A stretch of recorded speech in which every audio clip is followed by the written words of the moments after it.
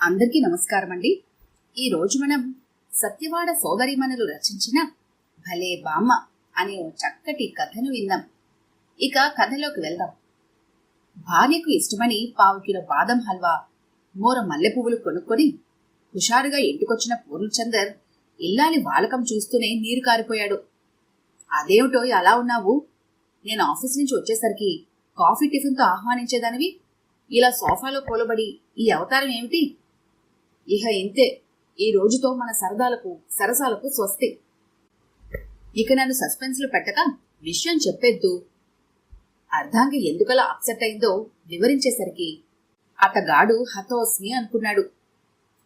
ఏదో విపత్తు ముంచుకొచ్చినట్లు ఆ యువజంట ఆవేదన పడిపోవడానికి కారణం అతగాడి బామ్మ. పెళ్ళై 5 ఏళ్లు దాటిన కొత్త దంపతుల్లా అత్తుకుపోయి హాయిగా సంసారం సాగిస్తున్న వాళ్ల మధ్యకి ఆవిడగారు రాబోతోంది. పూర్ణచందర్ అంటే పుట్టెడు ప్రేమ అతని బామ్మకు. అతనికి మాత్రం బామ్మంటే గౌరవాభిమానాలు లేవనా? ఎట్టొచ్చి ఆవిడ మడి ఆచారం అంటేనే మంట. కాలంతో పాటు మనము మారాలే అని చుట్టుపక్కల వాళ్ళ చెవిలో ఇల్లు కట్టుకుని పోరినా ఆ విషయంలో మాత్రం బామ్మ చెవిటిదే. ఆవిడ ఏ ఇంట్లో ఉంటే ఆ ఇంట్లో తన మాటే చెల్లుబాటు కావాలి. అందరూ తన చెప్పు చేతుల్లో నడుచుకోవాలి. వణికించే చలిలోనైనా గజగజలాడుతూ చన్నీటి స్నానం చేయాల్సిందే. ఎంతసేపు టీవీ ముందు కూర్చుంటారు? అసలు ఆ పాడుబొమ్మలు చూసే పాడైపోతున్నారు జనాలు, కట్టేయండి అంటూ టక్కున ఆవిడే ఆపేస్తుంది. ఆవిడ ఉండే చప్పిడి కూర తినాలి తప్ప నచ్చిన వంటకాలు చేసుకుని తిననివ్వదు. ఇంటికన్నా గుడి పదిలమని 5 స్టార్ హోటల్కు పోదామంటే అదే పడనివ్వదు. ఇంట్లో ఉన్నవారంతా ఒకేసారి భోజనం చేయాలి, ఒకే టైంకి నిద్రపోవాలి, ఒకే టైంలో మేల్కొనాలి. అన్నీ ఇన్ని ఆంక్షలా? అవన్నీ తలుచుకుంటేనే మరీ హడలిపోతున్నారు ఇద్దరు. బామ్మ ప్రయాణం ఎలా అయినా ఆపేయాలి. ఏదో ఉపాయం నువ్వే చెప్పు. మీ నాన్న మా అమ్మని మీ దగ్గర ఉంచుకోండి, నన్ను మీ అత్తయ్యని మీ ఆడబడుచు అమెరికా రమ్మంది, హాయిగా దాని కాపురం చూసొస్తాం అంటూ ఫోన్లో రొదపెట్టిన క్షణం నుంచి నేను తల పగలగొట్టుకుని ఆలోచిస్తున్నానండి. ఈసారి మీ బామ్మ రాక తప్పించుకోలేము. అంతేనంటావా? అంతేకాక మరంతా మన పెళ్ళైనప్పటి నుంచి ఏదో సాకు చెప్తూ వచ్చాము. ఇక చేసేదేముంది, అనుభవించడం తప్ప. డోంట్ వర్రీ పూజ, ఈ పూర్ణచందర్ అలా జరగనివ్వడు. ఏదో ప్లాన్ వేసి బామ్మ రాకను ఆపేస్తాడు. నీ భర్త అంటే ఈ ధీరుడు అమ్మా నాన్నల దగ్గరికి బయలుదేరతాడు. వాళ్ళ అమెరికా ప్రయాణం ఆపేస్తాడు. ఇక బామ్మ ప్రయాణం లేదు, పెంకులు లేదు. కొడుకును చూస్తూనే అదిరిపడ్డారా దంపతులు.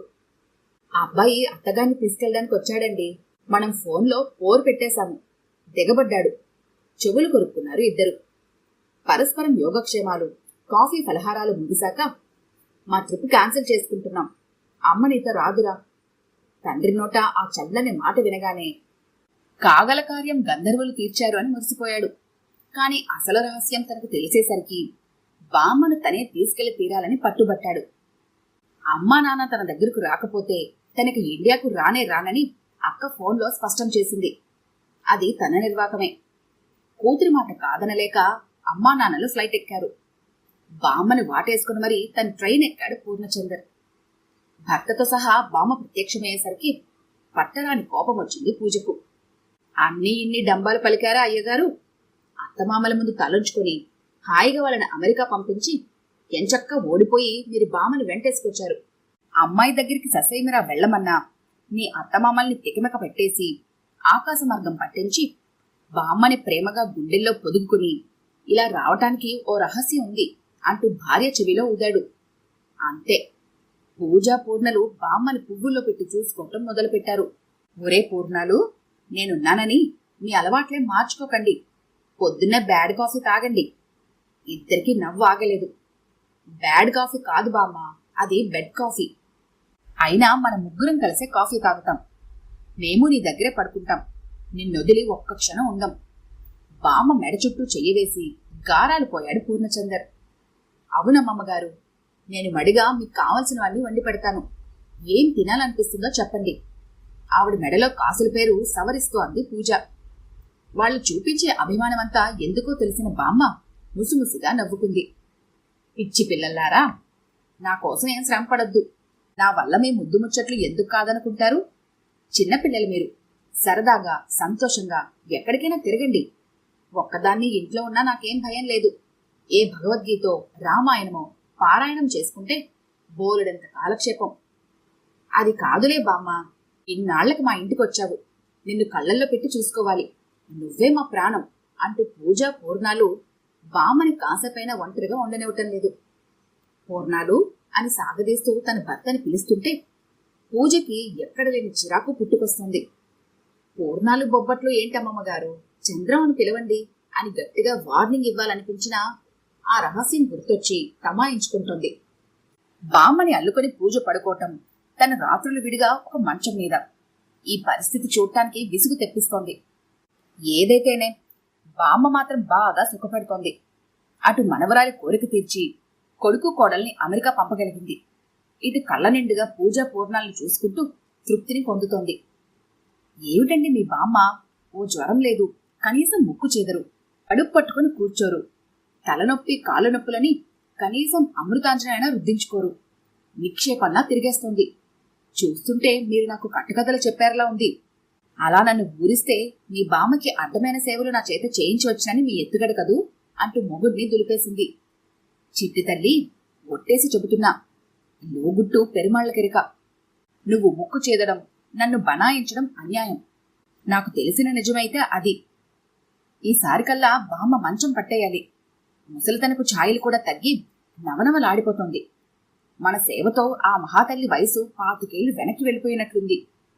ఇదేం మాయో నాకు అంతు పట్టడం లేదు పూజ. మినపట్లు అల్లం చట్నీతో హాయిగా ఆరగించి మరచెంబులాంటి గ్లాసుతో మనవడందించిన బూస్ట్ గటగటా తాగేసి నిద్ర నటిస్తున్న హరమ్మగారు ఇలాంటి సంభాషణ తను ఏ రోజు వింటుందా అని ఎదురు చూస్తూనే ఉంది. మాయ కాదురా, మంత్రం, నారాయణ మంత్రం.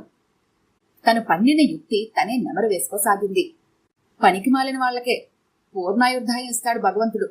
నేను 50వ పడిలో పడినా అత్తమహాతల్లికి అడ్డమైన చాకరీ చేయడంతోనే బ్రతుకు తెల్లారిపోతోంది. అమ్మాయి 2 పురుళ్ళు అమెరికాలోనే పోసుకున్నా, వెళ్లిదానికి తోడుగా ఉండే అదృష్టం నాకెక్కడిది? హాయిగా అత్తమామల పోరు వదిలించేసుకుంది కనుక వియ్యపురాలే వెళ్ళగలిగింది అని కోడలు పదే పదే విసుక్కుంటుంటే తన ఉనికి తనకే భారం అనిపించింది. తన బాధ ఎవరికి చెప్పుకోవాలి? ఆవిడికే గుండ్రాయిలా ఉంది అంటున్నా వినిపించుకోకుండా వయసు పైబడ్డాక వారానికి ఒకసారైనా కోడల్ని ఒప్పించి తన కారులోనే హాస్పిటల్కు తీసుకువెళ్లి ఆవిడ ఆరోగ్యాన్ని పదిలంగా చూస్తూ వస్తున్న కన్న కొడుకు కన్నా మిన్న అనిపించే డాక్టర్ నారాయణ మెదిలాడు మనసులో. తన ఆవేదనంతా నారాయణతో వెళ్లబోసుకుంది. అతగాడు ఆడిస్తున్న నాటకమే ఇదంతా. 6 నెలలు కాదు కదా, 6 ఏళ్లు దాటినా ఆరోగ్యంగానే ఉంటావమ్మా. అయితే మనం ఇలా చెబితే కాని వీళ్ళందరి రోగం కుదర్చలేము. నువ్వొక్క మాట, నేను పోయేటప్పుడు నా కళ్ల ముందు ఉండి నా చెవిలో రామనామస్మరణ చేస్తూ తులసి తీర్థం గొంతులో ఎవరు పోస్తారో వాళ్లకే నేను దాచి ఉంచిన 5 లక్షలు, ఒంటి మీద నగలు దక్కుతాయి అనే చాలు. మిగతా కదా నేను నడిపిస్తాను. ఆ వేడుక చూద్దువు గాని, నీ పక్కనే నేనుంటానుగా. ఇంక దీని గురించి ఏమీ ఆలోచించుకు. ఇక ఆ రాత్రే తనని ఏవేవో రోగాలు చుట్టుముట్టేసినట్లు అభినయించింది బామ్మ. కొడుకు కోడల్ని దగ్గరికి తీసుకుని డాక్టర్ నారాయణ బట్టి పట్టించిన పాఠం ఒప్పజెప్పేసింది. ఇంకా చూడాలి, కోడల పిల్లకి తనంటే ఎక్కడ లేని ఆపేక్ష. కొడుకు మహాశయుడైతే కాళ్లు నొక్కుతూ తల పడుతూ తన మంచం దగ్గరే మకాం. ఇదేం ఎరగనివాడిలా హఠాత్తుగా అమ్మను చూడాలనిపించింది అంటూ నారాయణ ప్రత్యక్షం. ఇంకే నాటకం బాగా రక్తి కట్టింది. కళ్ళబొల్లి ఏడుపులు ప్రారంభం. ఇక ఈవిడ 6 నెలల కంటే బ్రతకదు. చాటుగా తీసుకెళ్లి చెప్పాడేమో. ఆ శుభవార్త అశుభవార్తలా అభినయించే పనిలో పడ్డారు. దాని పర్యవసానమే అమెరికా ప్రయాణం ఆపేసుకోవడం.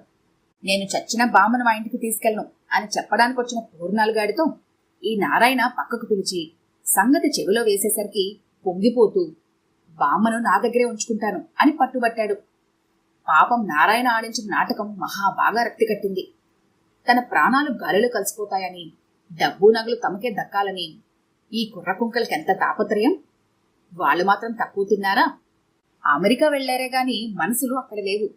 అల్లుడిని హైరానా పెట్టేసి తిరుగు ప్రయాణం కట్టేశారు.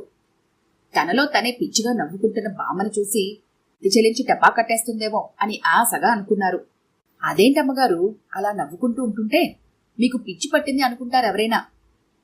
పోని అలాగే అనుకోని తన చుట్టూ చెయ్యి వేసి అంటున్నా తన మనవరాలకి సమాధానం ఇచ్చింది. నేల చూపులు చూస్తూ మౌనంగా ఉండిపోయింది మనవరాలు. తనని తీసుకెళ్ళడానికి వచ్చిన కొడుకుని కోడల్ని, తనని పంపమని పట్టుపట్టు కూర్చున్న పూజ పూర్ణల్ని దగ్గరకు పిలిచింది. ముందుగా అనుకున్న ప్రకారం నారాయణ కూడా వచ్చాడు. అందర్నీ చుట్టూ కూర్చోబెట్టుకుని హరమ్మ నోరు విప్పింది. కాదు మనసు విప్పింది. ఈ ముసలిదింకా బ్రతికుండటం మీ అందరికీ కంటికింపుగానే ఉందనిపిస్తోంది మీ ప్రవర్తన చూస్తుంటే. అది నా భ్రమ నిజమా రుజువు చేసుకుందామని. హరమ్మ కళ్లల్లో నీళ్లు తిరిగాయి. గొంతు పూడికిపోయింది. మీరేం మాట్లాడకండి హరమ్మగారు. వీళ్ల మాటల గురించి కూడా మీరేమీ పట్టించుకోకండి. మిగిలింది నేను చెబుతాను. ఆవిడ కళ్ళు సుతారంగా తుడిచి నారాయణ అందుకున్నాడు. మీ ఇంటి పెద్ద దిక్కు ఇక 6 నెలల ప్రాణాలతో ఉంటుందని నాటకం ఆడించింది నేనే. మీ నలుగురి మనస్తత్వాలు బయటపడ్డాయి.